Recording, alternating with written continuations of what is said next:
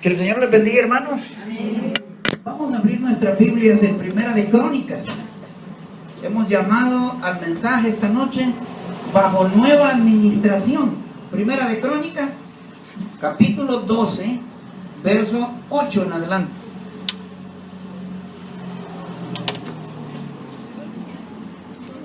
Bajo nueva administración hemos llamado al mensaje.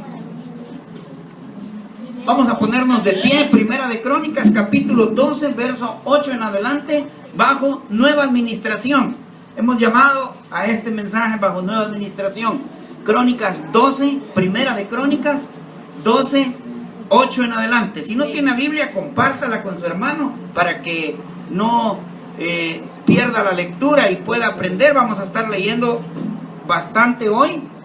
10 versículos vamos a leer. Primera de Crónicas 12, del 8 en adelante. También los de Gaad huyeron y fueron a David, al lugar fuerte en el desierto, hombres de guerra, muy valientes para pelear, diestros con escudos y pavés. Sus rostros eran como rostros de leones y eran ligeros como las gacelas sobre los montes. Ezer el primero, Abadías el segundo, Eliab el tercero, Mismana el cuarto, Jeremías el quinto, Atai el sexto, Eliel el séptimo, Joanam el octavo, el Sabat el noveno, Jeremías el décimo y Magbanai el undécimo. Estos fueron capitanes del ejército de los hijos de Gad. El menor tenía cargo de 100 hombres y el mayor de 1000. Estos pasaron el Jordán en el mes primero, cuando se había desbordado por todas sus riberas, e hicieron huir a los de los valles del oriente y al poniente. Asimismo, algunos de los hijos de Benjamín y de Judá vinieron a David en lugar fuerte, y David salió a ellos y les habló diciendo: si habéis venido a mí para paz y para ayudarme, mi corazón será unido con vosotros. Mas si es para entregarme a mis enemigos sin haber iniquidad en mis manos, véalo el Dios de vuestros padres y lo demanda. Entonces el Espíritu vino sobre Amasai, jefe de los 30, y dijo: por ti, oh David, y contigo, oh hijo de Isaí, paz. Paz contigo y paz con tus ayudadores, pues también tu Dios te ayudará. Y David los recibió y los puso entre los capitanes de la tropa. Señor y Padre, te damos gracias por esta porción de tu palabra. Gracias, Señor, porque podemos meditar en ella en esta noche. Ayúdanos a entender, ayúdanos a programar, ayúdanos a preparar nuestra mente, nuestro corazón, para poder atesorar toda la enseñanza que tú traes. En el nombre de Jesús oramos. Amén. Pueden sentarse, hermano.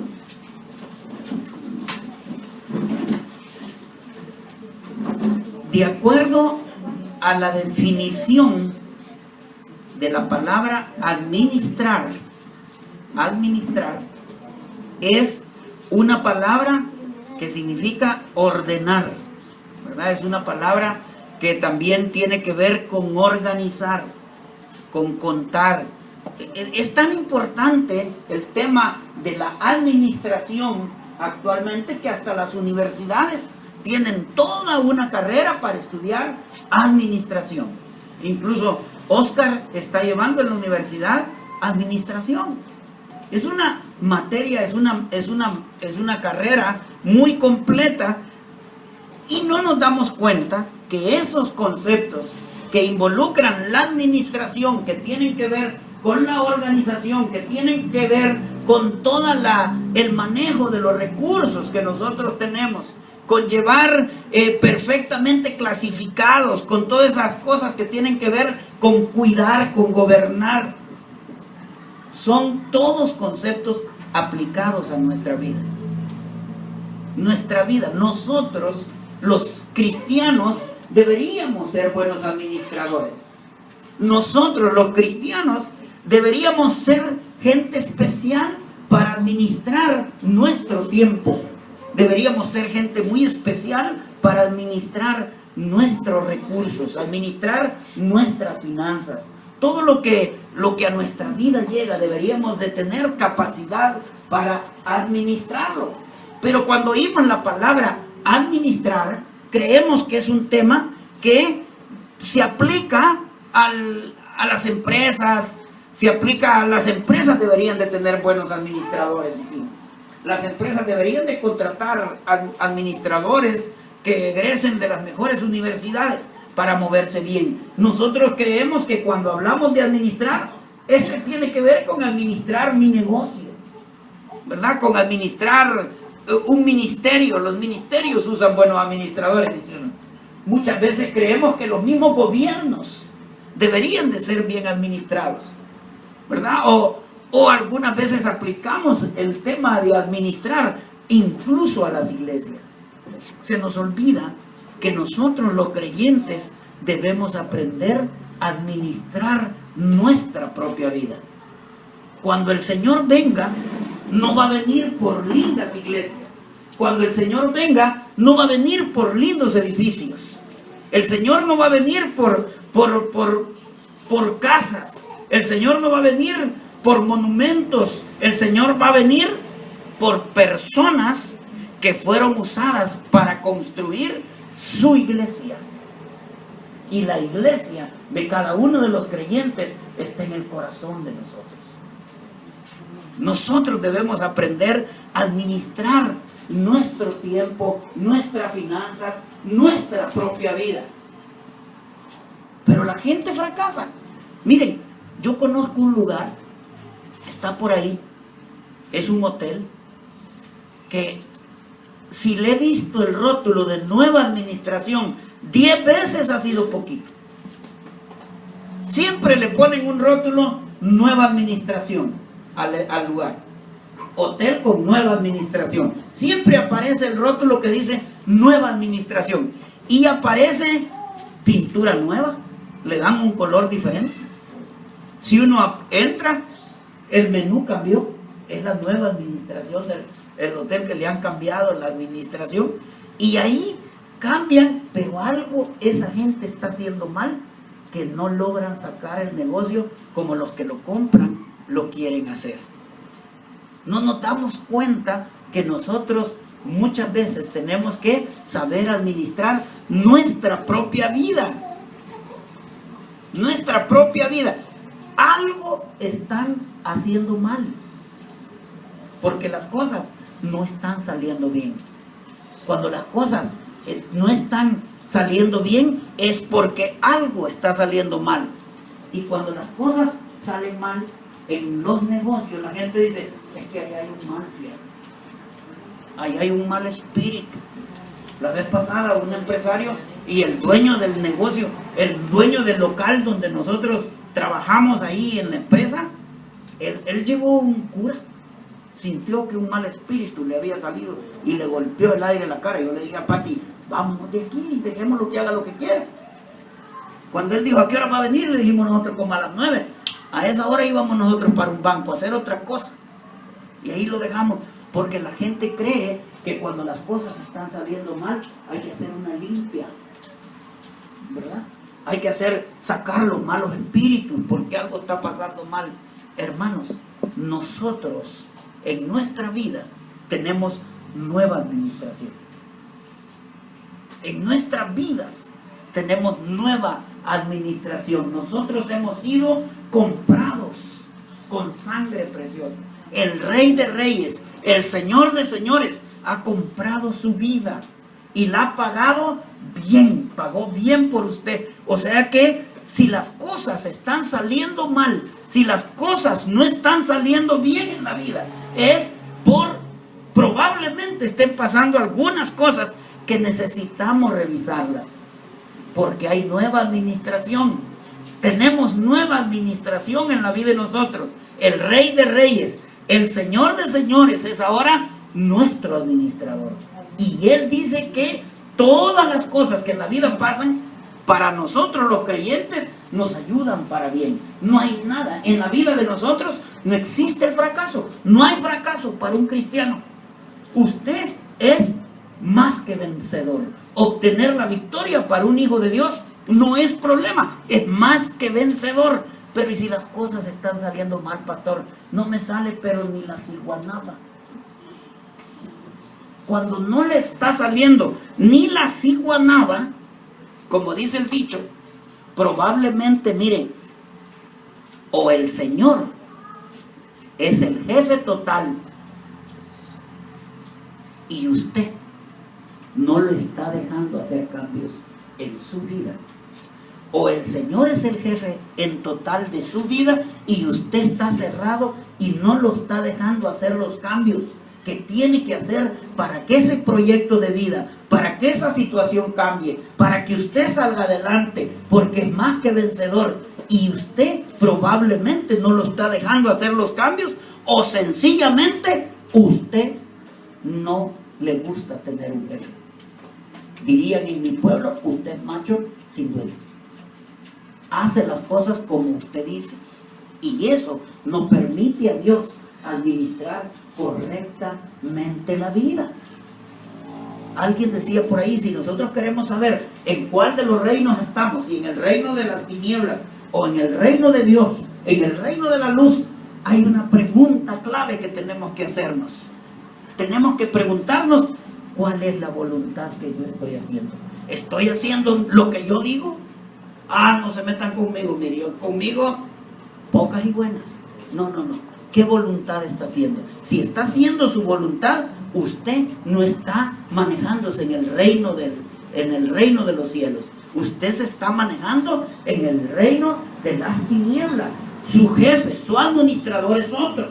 Es necesario que nosotros nos hagamos esa pregunta clave y veamos, y yo quiero traer al ejemplo el mismo ejército, nada más que manejado con diferente general. El ejército de Israel, cuando tuvo un administrador, cuando tuvo un jefe como el rey Saúl. Dice la Biblia que Saúl apenas habían pasado un año, iba por el año 2 de su reinado, cuando decide hacer un ejército. Él decide buscar hombres capaces, hombres valientes, que formaran el ejército, y reunió como a 3,000 hombres para que formaran el ejército de él, el rey Saúl. Él lo iba a gobernar, él lo iba a guiar. Dentro de los jefes contrató a uno que era algo arrebatado, Jonatán.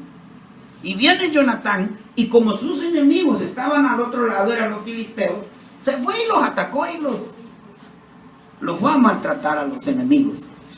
Claro, los filisteos eran un pueblo aguerrido, un pueblo temeroso, y se corrió la voz cuando supieron todos que el ejército de Israel, que el pueblo de Israel había atacado a los filisteos. Se corrió la voz y empezaron a gritarles y a decirles: oigan los hebreos. Y todo Israel oyó que se decía: Saúl ha atacado a la guarnición de los filisteos, y también que Israel se había hecho abominación a los filisteos. Empezó el temor. Saúl se queda siempre en el mismo lugar, pero dice la Biblia que la gente andaba detrás de Saúl temblando de miedo por todo lo que los filisteos podían hacerles. El pueblo estaba desesperado, quería barajustar, pero el pueblo lo que quería era que el profeta Samuel llegara y empezara a pedir por ellos a Dios, a interceder con Dios. Pero Samuel lo esperan 7 días y no aparece. 7 días que parecieron años para el pueblo. Se habían metido en problemas y estaban muy afligidos esperando que el profeta intercediera por ellos. Entonces viene Saúl y dice: nuestra gente se va a ir, está tan afligida que se va a ir. Entonces dijo aquel: traigan el holocausto y traigan las ofrendas de paz, yo voy a hacer eso. Y él, el rey Saúl, no esperó segunda orden, él empezó a hacer el holocausto. Y cuando decide hacer eso, después de que hacen el holocausto, acarrean más maldición, más problemas para la ciudad, para el pueblo. Y aparece Samuel y le dice: ¿qué has hecho? Y el rey dice: si no venías, había que pedir, si no el pueblo iba a salir corriendo. Y entonces dice el Samuel, le dice: locamente has actuado. No esperaron la dirección de Dios. Se dejaron ir solos. Y eso es típico y característico. Locamente has hecho, le dijo. No guardaste el mandamiento de Jehová tu Dios, que Él te había ordenado. Pues ahora Jehová hubiera confirmado tu reino sobre Israel para siempre. Era un ejército de perdedores. Era un ejército que nunca esperaban la voz de Dios. Nunca buscaban a Dios para que los guiara, para que los dirigiera. Por eso se habían convertido en un grupo, en un ejército de gente acostumbrada a perder. El rey Saúl era un rey totalmente independiente de la voluntad de Dios. Siempre se manejó al margen, siempre quería ser como él decía. Y eso siempre le acarreaba problemas. No oían a Dios, por más que les hablara, por más que les dijera. Actuaban como ellos, como su regalada gana les decía. Nunca le ponían atención. Y es por eso que nunca ese pueblo, ese ejército, buscaba el consejo de Dios. Y se acarreaban problemas. Siempre que tenían algunas dificultades, ellos medían su poder. Lo medían no por lo que Dios podía hacer con ellos. Lo medían en base a la cantidad de hombres que tenían. Muchas veces nosotros, hermanos, medimos nuestra capacidad por la cantidad de dinero que tenemos en la bolsa, o por la cantidad de dinero que tenemos en el banco, o porque nosotros confiamos en que somos tan capaces que podemos salir adelante, y nunca esperamos que Dios actúe, que Dios nos dé su fuerza, nos dé de su poder para poder salir adelante.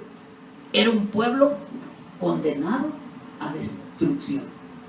Estaban prácticamente en esa actitud destinados a perder. Nunca iban a lograr nada si seguían de esa manera manejando su vida. Así somos nosotros cuando no nos dejamos gobernar por el Señor, cuando llevamos nuestra vida por libre voluntad. Y miren el final de Saúl. Dice la Biblia en 2 de Crónicas 10, 1-6. Los filisteos pelearon contra Israel y huyeron delante de ellos los israelitas, y cayeron heridos en el monte Gilboa. Y los filisteos siguieron a Saúl y a sus hijos, y mataron los filisteos a Jonatán, a Abinadab, a Malquisúa, hijos de Saúl. Y arreciando la batalla contra Saúl, le alcanzaron los flecheros, y fue herido por los flecheros. Entonces dijo Saúl a su escudero, mire cómo dijo Saúl, cuando se sintió terriblemente. Muchas veces cuando nosotros estamos acorralados, somos capaces de hacer cualquier cosa. Mire lo que dijo. Entonces dijo Saúl a su escudero, saca tu espada y traspásame con ella, no sea que vengan estos incircuncisos y hagan escarnio de mí. Pero su escudero no quiso, porque tenía mucho miedo. Entonces Saúl tomó la espada y se echó sobre ella. Cuando su escudero vio a Saúl muerto, él también se echó sobre su espada y se mató. Así murieron Saúl y sus 3 hijos, y toda su casa murió juntamente con él. Un jefe que no fue capaz de poder conducir a un pueblo bajo la dirección de Dios. Una mala administración, totalmente mala administración. Ese mismo pueblo tuvo que tomar el ejército de Israel, tuvo que buscar un nuevo administrador, un nuevo jefe para que viniera a guiarlos. Y hemos visto que los mismos hombres que tenían se tornaron, dice la Biblia, en hombres de guerra y muy valientes. Cambiaron de actitud. El otro jefe lograba impregnarles ánimo, lograba inculcarles el verdadero camino, en quién debían confiar. Dice que sus rostros eran como rostros de leones, dice la Biblia, en lo que acabamos de leer, y eran ligeros como las gacelas sobre las montañas. Esos hombres cambiaron de actitud entendieron que tenían un nuevo jefe, entendieron que tenían un nuevo administrador, se volvieron aguerridos. Aquellos hombres tímidos se convirtieron en hombres aguerridos. Y dice que hicieron huir a los enemigos por todo el oriente y el poniente. O sea, los echaron, los dispersaron. Cuando ellos empezaron poquitos, hermanos, pero la gente empezó a acercárseles. Cuando lo veía que eran hombres de fe, que eran hombres luchadores, que lograban salir adelante, la gente empezó a llegar. Y él les hablaba con el corazón. Mire lo que le dijo: si habéis venido a mí para paz y para ayudarme, mi corazón será unido a vosotros. Si ellos estaban ahí para hacer crecer, para aumentar, para respaldar, para ayudar, el corazón de él iba a estar unido. Les hablaba con el corazón, les hablaba sincero. Pero si no, les dijo: miren, si ustedes vienen y me hacen daño sin haber iniquidad en mi corazón, el Dios de sus padres se va a encargar. Porque nosotros, los hijos de Dios, tenemos abogado para con el Padre. Nosotros tenemos alguien que nos protege, alguien que nos defiende, alguien que pelea las buenas batallas. Y como ellos llegaron con corazón limpio, empezaron a crecer. Mire, ese es el ejército de los hombres y mujeres que son fieles al Señor. Ese es el ejemplo. Al principio, ese pueblo estaba compuesto por poquitos, solo su familia. Al principio, los criados, su familia era todo lo que tenían de ejército. Era un grupo de hombres, de un grupo de gente necesitada, gente endeudada, dice la Biblia.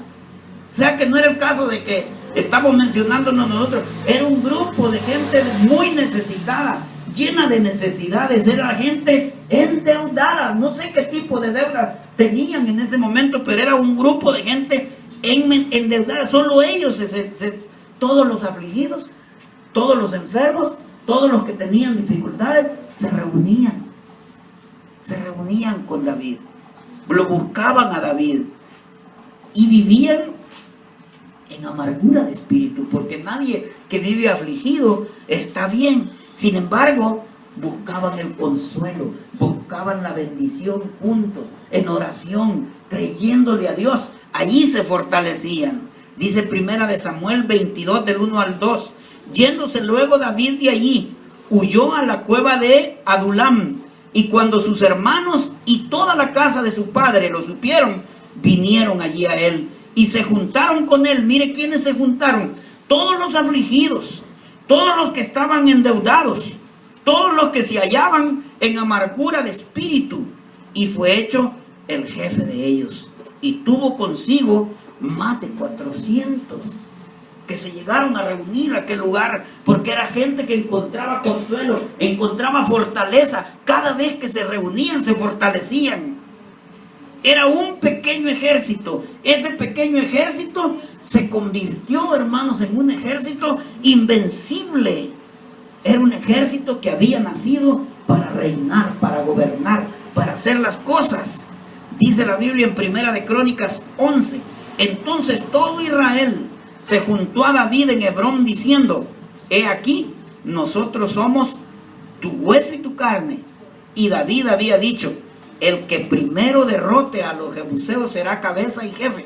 Entonces Joab, hijo de Sarvia, subió él primero y fue hecho jefe. Y David iba adelante creciendo, y Jehová de los ejércitos estaba con él.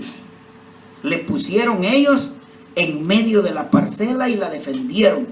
Vencieron a los filisteos, porque Jehová los favoreció con una gran victoria. Cuando nosotros nos integramos a Dios, ese mismo ejército debilucho, pero con una buena administración. Ese ejército debilucho, yo empezaba el mensaje diciéndole: nosotros tenemos nueva administración. Hemos sido comprados con sangre preciosa. Ese hombre convirtió a Dios no en su mejor aliado, lo convirtió, tomó el corazón del rey. Dios tomó el corazón del rey y él llevó el corazón de Dios a los que lo seguían y le dio fortaleza, y eso es lo que Dios quiere que esta noche hagamos nosotros, que nos entreguemos a Él, que nos dejemos guiar por Él, porque si nosotros le permitimos administrar nuestra vida, Él peleará las grandes batallas del día a día con el que nosotros nos enfrentamos. Llámese trabajo, llámese colegio, llámese iglesia, cualquiera que sea, Dios estará con nosotros y Él va a pelear las buenas batallas. Vamos a orar, hermanos. Señor y Padre, te damos gracias, porque sabemos que tú estás con nosotros y peleas las buenas batallas.